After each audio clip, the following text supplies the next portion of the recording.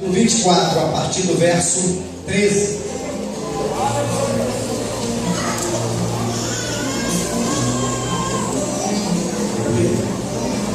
Lucas, capítulo 24, a partir do verso 13. Os irmãos acharam? Diz assim a palavra do Senhor. 2 discípulos, eu pedirei à igreja em reverência à palavra do Senhor, silêncio, não para mim, mas em reverência à palavra dele, a mensagem dele que será pregada agora. Aleluia. 2 discípulos no caminho de Emaús. E eis que no mesmo dia iam 2 deles para uma aldeia que distava de Jerusalém 60 estádios, cujo nome era Emaús. E iam falando entre si de tudo aquilo que havia sucedido.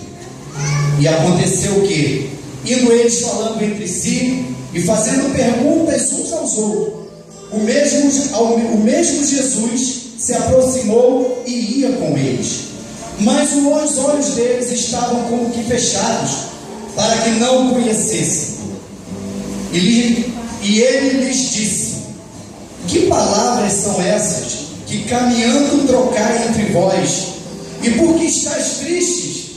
E respondendo um, cujo nome era Cleopas, disse: és tu só peregrino em Jerusalém, e não sabe as coisas que nela têm sucedido nestes dias? E eles lhe perguntou: quais? E eles lhe disseram: as que dizem respeito a Jesus, o Nazareno, que foi varão profeta, poderoso em obras e palavras diante de Deus e de todo o povo, e como os principais dos sacerdotes e os nossos príncipes o entregaram à condenação de morte e o crucificaram. E nós esperávamos que fosse ele o que remisse Israel, mas agora sobre tudo isso, e já hoje, o 3º dia, desde que essas coisas aconteceram. É verdade que também algumas mulheres dentre nós nos maravilharam, as quais de madrugada foram ao sepulcro e não achando o seu corpo, voltaram dizendo que também tinham visto uma visão de anjos que dizem que ele vive. E alguns dos que estavam conosco foram ao sepulcro e acharam assim também como as mulheres haviam dito, porém a eles não o viram. E ele lhes disse: ó nécios e tardos de coração, para crer tudo o que os profetas disseram. Porventura não convinha que o Cristo padecesse estas coisas e entrasse na sua glória? E começando por Moisés e por todos os profetas, explicavam-lhe os que dele se achavam em todas as escrituras. E chegaram à aldeia para onde iam, e ele fez com que iam mais longe. Ele fez com que ia para mais longe. E eles viu-os constrangeram, dizendo: fica conosco, porque já é tarde e já declinou o dia. E entrou para ficar com eles. E aconteceu que, estando com eles à mesa, tomando o pão, o abençoou e partiu e lhe deu. Abriram-se então os olhos e o conheceram, e ele desapareceu-lhes. Senhor Jesus, Senhor ressurreto entre os mortos, queremos te agradecer agora por essa palavra, Deus. Senhor Jesus, eu não ousaria sair de casa para pregar a tua palavra sem ter a certeza que o teu Espírito Santo estaria aqui hoje, Senhor, para confirmar estas palavras, Senhor. Muito obrigado. Usa de misericórdia para comigo, para que o teu servo traga a tua mensagem, aquilo que o teu povo quer e precisa ouvir essa noite. Eu agradeço em nome de Jesus. Podeis assentar. Aleluia. Jesus convidou algumas pessoas para o lhe acompanhar. E essas pessoas se tornaram íntimas de Jesus. Eles o viram fazer sinais e maravilhas, grandes maravilhas e grandes sinais. Eles viram Jesus ao leve toque dos seus dedos encostar em leprosos e naquele exato momento o seu corpo ficar são. Eles viram Jesus apenas com a sua palavra falar aos ventos e aos mares, e esses lhes obedeciam. Viram Jesus tocar nos olhos de algumas pessoas que eram cegas de nascença, e essas pessoas ficaram curadas. Viram Jesus fazer toda sorte de milagres, e eles conseguiram perceber, através destes sinais, a presença estranha de Deus naquele ser humano que estava ali, de 30 anos, 31, 32, 33 anos. Eles perceberam que ali estava Deus. Naquele homem havia a presença estranha de Deus, do Criador dos céus e da terra, todos os seres, Criador de todas as criaturas. Eles perceberam que ali estava Deus, e que o reino de Deus estava perante eles. Eles estavam fazendo parte do reino de Deus, e eles se maravilharam de tal forma que eles reconheceram isso, a ponto do Senhor perguntar: o que dizem a multidão a respeito de mim, quem eu sou? E eles disseram tantas coisas, mas Pedro, indagado pessoalmente a respeito de Jesus, de quem era Jesus, Pedro fala: tu és o Filho de Deus, tu és Cristo, o Filho do Deus vivente. E essa confissão de Pedro passou não só a ser somente dele, mas de todos aqueles que ali o acompanhavam, começaram a servi-lo e a chamar de Senhor Jesus, e reconheceram nele, mais uma vez, que o rei do reino que eles esperavam, tão anunciado, estava ali no meio deles. E era tão grande a alegria que eles puderam ver e contemplar, que à medida que Jesus se afastava da Galileia e ia em direção a Jerusalém, os seus corações se enchiam de esperança, os seus corações já estavam cheios de coisas boas, vendo o reino de Deus se estabelecer em Roma, em Jerusalém, melhor dizendo. Sabiam que se o reino chegando ali, Jesus se visibilizaria, se estabeleceria o reino de Deus, os romanos se converteriam à sua palavra, os judeus também chegariam todos a eles, as glórias e maravilhas se aconteceriam muito mais ainda, o reino de Deus desceria dos céus aqui na terra e afastaria todos os males, todas as doenças, todas as guerras, toda angústia, toda decepção. À medida que eles olhavam para Jerusalém e caminhavam em direção a Jerusalém, os seus corações se transbordavam de esperança. Havia uma mensagem, havia algo de bom. Eles esperavam que fosse acontecer tudo aquilo que Jesus lhes prometia. A verdade é que Jesus, chegando em Jerusalém, eles viram Jesus purificar o templo, expulsar os vendilhões. Eles viram Jesus denunciar a religião hipócrita e os seus líderes frios, empedernidos, gelados.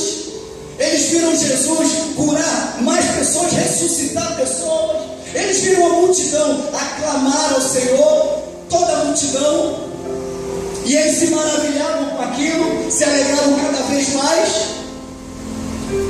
Mas estranhamente, subitamente, malignamente falando, diabolicamente falando, o que se ergueu para Jesus não foi um trono, o que se ergueu para Jesus foi uma cruz. E de repente, como um passe de mágica, tudo aquilo que eles esperavam, que eles sonhavam, tudo aquilo que eles almejavam, se transformou em desgraça, se transformou na pior cena possível para qualquer ser humano que esperava algo de bom. Ver aquela cena, ver que o mesmo povo que aclamava o Senhor começou a fazer coro juntamente com aqueles que desejavam que ele fosse crucificado e que Barrabás fosse solto, num julgamento muito democrático. Solta Barrabás, prenda Jesus. E eles viram isso tudo acontecer diante dos seus olhos. Diante dos olhos deles, eles não acreditavam no que estava acontecendo. O seu rei, o seu salvador, aquele que prometera um reino diferente, de justiça, de amor, estava ali agora, entre dois salteadores, numa cruz, pendurado, em escárnio, vilipendiado, solitário, pendurado numa cruz entre os céus e a terra, coroado de espinhos e escárnio. E diante deles, Jesus morre. A visão que eles têm era que o mundo estava acabado. Se eu estivesse lá, se você estivesse lá nessa mesma situação, nós teríamos esse mesmo sentimento. Eu creio que o coração daqueles homens se fechou ali. Acabou-se um mundo de sonhos, acabou a esperança, acabou a salvação para o povo, acabou as curas. Já foi falado aqui no começo, o Leandro falou isso. O diabo estava rindo, naquele momento ele batia a palma. Eu fui vitorioso. Ele não sabia. E aqueles homens saem dali no domingo à tarde, porque isso foi uma sexta-feira. Eles ainda ficam o sábado lá. O sábado passaram com Jesus na tumba. No domingo de manhã, domingo à tarde, esses homens estão voltando. 2 deles estão voltando com o coração vazio, voltando para a sua vida medíocre, quem sabe, para a sua vidinha do dia a dia, para a sua casinha, para o seu mundinho fechado, sem esperança, descrente de tudo, porque a desconstrução da fé é muito grande, uma vez que foi lhe dado tudo, oferecido grandes coisas no reino, tamanho, e de repente o que sobra para eles? O caminho de volta. Estão voltando para a vidinha deles, por dia a dia, tristes, amargurados, conversando. Quando uma terceira pessoa chega, de súbito, chega ao lado deles, e caminhando ao lado deles, pergunta: o que está acontecendo? Oi, boa tarde. Talvez se apresentou, boa tarde. Olharam para ele, aquele homem, não o conheceram. A Bíblia diz que Jesus pergunta: por que estás triste?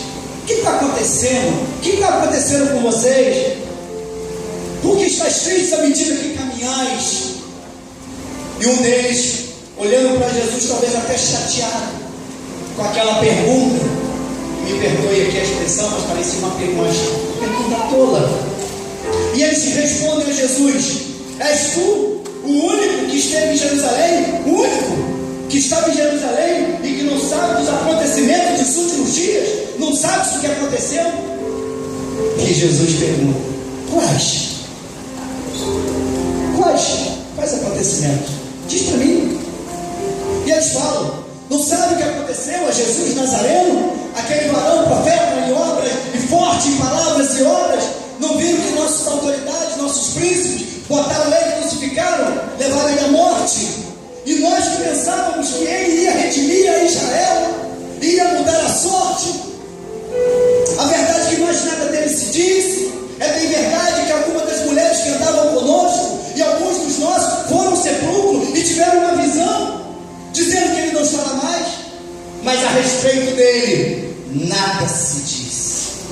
Nada se diz a respeito dele. E Jesus diz assim: honestos, otários de coração, para não crer naquilo que os profetas nos disseram. Porventura, não cabia, não estava profetizado que caberia ao Cristo padecer para entrar na sua glória?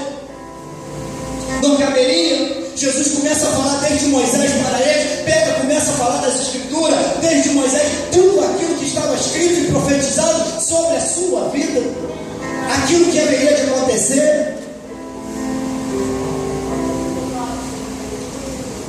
A Bíblia diz que eles começaram a caminhar, e conforme Jesus falou essas palavras, Jesus passando da entrada da aldeia de Emaús, Jesus fez com que ia direto. E aqueles homens, um constrangerou, seguraram e disse: fica conosco. Estranhamente, fica conosco. O dia já vai, já está se declinando. Fica conosco. E Jesus entra. A Bíblia diz que Jesus vai até a casa desses homens, senta com eles. E na hora da ceia, Jesus pega coisa, ele fez o que ele já fazia e já fez centenas de vezes. É como se você visse aqui esses 5 anos que o pastor está aqui, 5 anos, fazer a mesma coisa. Jesus fez a mesma coisa, tomou o pão. E a Bíblia diz que conforme Jesus foi servir a ceia, não partiu o pão, os olhos daqueles moços se abriram. Eles reconheceram a presença de Jesus. Aleluia. Mas eu quero apenas com vocês analisar o que aconteceu na verdade neste caminho de Jerusalém. O que se passava no coração desses homens? Os homens que estavam lá cheios de esperança, acreditando na instalação do reino de Deus aqui na terra, viram prodígio e milagres, não tinham dúvida que Deus era ali encarnado naquele homem chamado Jesus. Não tinham dúvida que o reino de Deus tinha chegado até a eles. Mas na medida que eles deixam Jerusalém, eles deixam para trás de si as suas esperanças, as suas ambições, tudo aquilo que ele havia sido prometido, ensinado e principalmente tudo aquilo que eles tinham vivido. Coisa que eu e você ainda não viveu. A gente não teve esse privilégio. Esses homens viram Jesus curar, viram Jesus parar a tempestade, viram Jesus ressuscitar mortos. Mas o que eles tinham no coração era Jesus sepulcro, Jesus no sepulcro. E eles voltavam. E à medida que eles voltavam, sabe o que estava no coração desses homens? O que se passava no coração? O que se passava? A primeira coisa que eu aprendo aqui, entendo, que eles pensaram assim: poxa, como Jesus pregou uma peça em nós, né? Como a gente foi enganado, caímos desacreditados. Jesus pregou uma peça em nós, ele prometeu tanta coisa e de repente ele está lá na cruz, nem ele mesmo se salvou. E o processo da desconstrução da fé, mais uma vez falando, foi terrível. O coração daqueles homens se fecharam. A minha mente, o teu coração, a nossa esperança poderia ter feito a mesma coisa, usarmos as mesmas palavras e ter feito as mesmas coisas, voltar triste, porque Jesus havia morrido. Primeiramente eles acharam que eles tinham sido enganados. E às vezes muitos de nós temos essa sensação de que as pessoas nos prometeram tantas coisas, nossos pais, nossos amigos, nossos irmãos, nossos patrões, qualquer pessoa pode ter algum dia, marido, mulher, pode ter prometido tantas coisas, e de repente o que você vê é só você voltando para trás, desistindo de tudo aquilo que tu acreditou um dia, de tudo aquilo que te foi falado, que tu viveu, mas tu voltas, porque não há esperança mais. Para muitas pessoas que entraram aqui hoje, não resta mais esperança, porque o processo de desconstrução da sua fé, de tudo aquilo que foi lhe falado, ensinado, foi para trás, porque essa pessoa te decepcionou. A segunda coisa que eu vejo aqui é a partir do verso 19, você fazendo uma leitura apurada, você vai ver que esses homens estão presos no passado, se prenderam ao passado, usando todos os verbos. Quando Jesus pergunta: por que vocês estão tristes? Por que vocês conversam entre si? Por que vocês estão tristes? E eles usam todos os verbos: porque foi assim, porque aconteceu assim, porque nós havíamos, porque ele havia dito, tudo no passado. Toda a sua esperança ficou no passado. Eles foram incapazes de pensar que haveria um novo amanhecer, que haveria um domingo. Eles foram incapazes de pensar. Talvez eu não posso julgar esses homens, as atitudes deles, porque talvez se eu estivesse lá também estaria pensando assim: cadê o meu Salvador? Cadê o homem que prometeu? Que fez? Prometeu. Mas a única coisa que nós vimos foi ele no meio de dois salteadores morrendo, crucificado em vergonha e dor, e sucumbiu, morreu. E a respeito dele nada se diz, nada se fala mais. 3 dias já e nada de Jesus.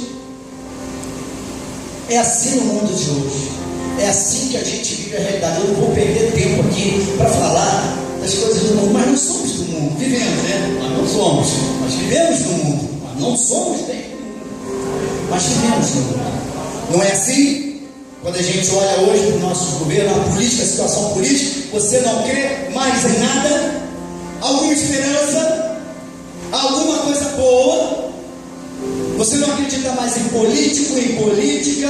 Você não acredita mais nos seus representantes. Você é incapaz de achar que alguma coisa vai mudar. Não é assim na nossa vida familiar. A gente acha que os nossos pais viveram muito melhores do que nós hoje vivemos. Pois por que meu pai e minha mãe fazem o meu casamento? E você fica ainda apreensivo quando você pensa nos seus filhos. Como será? Há também uma descrença na igreja, nos líderes, melhor dizendo, não vou falar só da igreja, mas nos líderes, nos pastores, nos padres, nos pais de santo, nos budistas, em qualquer guia espiritual. As pessoas também não creem mais. É tanta notícia, é tanta coisa que venha, né? Envergonhar o Evangelho, envergonhar a Igreja Católica, envergonhar lá os pais de santo. Enfim, não há mais crença em nada. Você não pode acreditar. Aonde você colocou seu coração? Era assim que esses homens se sentiam. Não havia mais redentor, não havia mais redenção, não havia mais salvador, não havia mais salvação. Tudo acabado. Tudo acabado. Quando eles estão voltando e chegam, enquanto esse homem, até então era um homem, era um viajor estranho, chega ao lado deles e fala: oi, boa tarde. Por que vocês estão tristes? O que aconteceu? Eles olham para Jesus e diz: és tu, o único que está em Jerusalém? Não sabe dos últimos acontecimentos? Não sabe das últimas notícias? E Jesus olha para ele e fala: quais? Aí já não tão irônico. Jesus aqui eu ouço falar que Jesus foi até irônico para perguntar a eles assim: quais? Quais notícias? Conta para mim. Talvez eu não saiba, eu estou desatualizado. Conta para mim, quais são as últimas notícias? Não sabe o que aconteceu a Jesus, o Nazareno? Um homem forte em palavras, profeta em obras, foi pregado. As nossas autoridades o entregaram para que ele fosse morto. E a respeito dele, nada mais se diz. Mas Jesus fala essas palavras que eu já falei: honestos, descrentes, pessoas que não acreditam, não têm fé. Vocês não têm fé para acreditar no que a palavra falou sobre o profeta, o que a Bíblia diz nas Escrituras? Não acreditam nos profetas? Eu tenho aqui uma notícia para dar para vocês. O jornal que vocês leem é de sexta-feira à tarde, é de sexta-feira da paixão. O jornal que vocês estão lendo é o Diário da Tarde. Sábado sai um outro jornalzinho lá, mas não falou nada. Mas o jornal de domingo, de manhã, traz uma notícia: ele não está aqui, ele ressuscitou. A notícia, a última notícia, vocês não tomaram conhecimento. A última notícia: ele não está mais aqui. Vocês estão vivendo no passado. Ficaram com o jornal leve, irmã, a missionária Maria, aquele jornal velho que a gente costuma ler, jornal de 15 dias, jornal de sexta-feira. Mas domingo, de manhã, bem cedinho, saiu uma última notícia, estampada na primeira página: ele não está mais aqui, ele ressuscitou. Vinde e vê, o sepulcro está vazio. Aleluia. Deus naquele momento está dizendo: a morte nunca mais será a última notícia. Deus se reservou o direito de dizer que quem dá a última notícia sou eu. Eu é que atualizo na tua vida, na minha vida, a última notícia. Talvez você tenha entrado aqui hoje, a notícia que te der é que você está desempregado, perdeu o seu emprego. É que a sua filha acabou de engravidar ou está abortando. É que seu filho foi visto no morro, cheirando agora drogas. Está lá. A última notícia é que seu marido falou quando você saiu de casa que você não voltaria mais. Ou que a sua esposa disse que não voltaria mais para você. Disseram para você que o seu sonho, a sua vida sentimental, profissional, ministerial,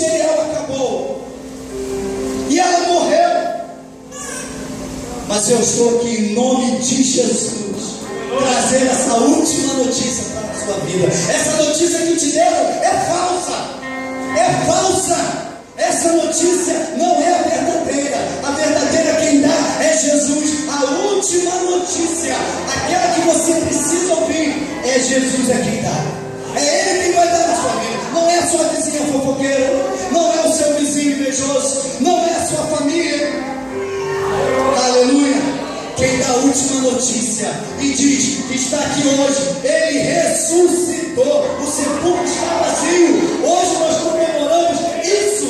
Nós não viemos aqui comemorar a Páscoa, ovo de Páscoa. Alessandra, Deus te usou para falar aquelas palavras. Nós ficamos impactados aqui para dizer que não é algo. Nós não estamos aqui por algo, nós estamos aqui por alguém. E esse alguém é Jesus Cristo, Filho de Deus, ressuscitado.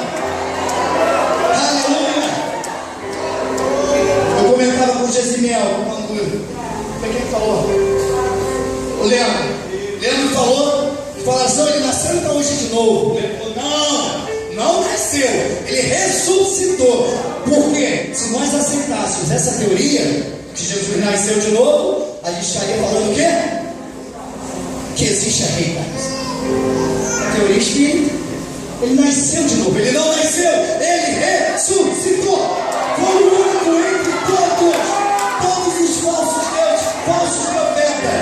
Maomé está lá no seu sepulcro, Buda está no seu sepulcro, Allan Kardec está no seu sepulcro, mas o sepulcro de Jesus está lá vazio até hoje. A última notícia que hoje eu trago para você é que deve ser falsa. A notícia que deram da sua desgraça, da sua desesperança, da desconstrução da sua fé, que Jesus morreu, que Ele não existe, que você está acabado, que não existe céu, que não existe redentor, que não existe redenção, não existe salvador, não existe salvação, é falsa. Aleluia. Em nome de Jesus, toma posse hoje dessa vitória. Toma posse dessa notícia, a última notícia. Se tivesse que te dar um tema, né, seria a última notícia. A última notícia. Que Jesus Cristo continue ressurgindo.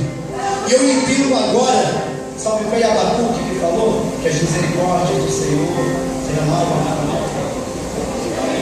Jeremias, às vezes, né? Sou carnoso. Por isso que Jesus ressuscitou pela manhã. Porque a cada manhã, Ele tem uma nova notícia para você. Você pode dormir hoje com uma notícia. Irmão, eu estou pregando isso para mim mais do que para você. Pode ter certeza. Porque eu estou cheio de notícia ruim. Está ruim para tu, Rogério. Eu me pego nessa palavra. Jesus vai dizer a última palavra, Rogério, ficou tudo bom. Eu transformei o seu domingo, a sua sexta-feira da paixão se transforma num domingo pela manhã, porque as misericórdias do Senhor são a causa de nós sermos consumidos, porque elas se renovam a cada manhã. Por isso Jesus ressuscitará de manhã. A tristeza, choro, né? A tristeza, choro pode durar uma noite, mas aonde vem a alegria? Pela manhã, porque de manhã Jesus ressuscitou. Domingo, bem cedinho, aqueles homens não sabiam, não tinham visto o repórter, não tinham ligado lá na Globo News, não tinham ligado lá na JB, não tinham aberto o jornal Dia, não tinham visto nada. Eles estavam com um jornalzinho velho amarelo de sexta-feira. Que nessa noite, meu irmão, que passou sexta-feira, as notícias de sexta-feira à tarde na sua vida, esqueça. Apague. Porque Jesus, hoje, domingo, cedinho, assinou e deu uma outra notícia, mandou imprimir outra notícia. Eu quero terminar aqui. Teríamos até algumas coisas para falar, mas quando o Espírito Santo já usou, já falou, não precisa mais. Vamos até aquele velho ditado, se falar mais estraga. Mas qual é o efeito de você ficar cheio disso? Rogério, qual é o efeito da ressurreição? Eu creio que Jesus ressuscitou e eu estou cheio dessa unção. Eu teria que falar pelo menos duas coisas. A primeira é que você não vai mais ser surpreendido pelas notícias do mundo, pelas notícias pessimistas do mundo, aquelas notícias ruins que nós estamos vivendo quando chega para todo mundo, porque às vezes atinge a tua vida espiritual, o seu trabalho, o seu comércio, as suas finanças. Talvez você está com uma notícia aqui de falência. Tem empresários aqui na igreja, tem profissionais liberais aqui na igreja, que às vezes estavam para fechar a segunda-feira, porque sexta-feira veio uma ordem de despejo. Mas será que é a última notícia? Você crê? Você fica cheio dessa doutrina da ressurreição? Você fica cheio dessa unção, dessa palavra de hoje, que está aqui, não é minha, é do Senhor Jesus?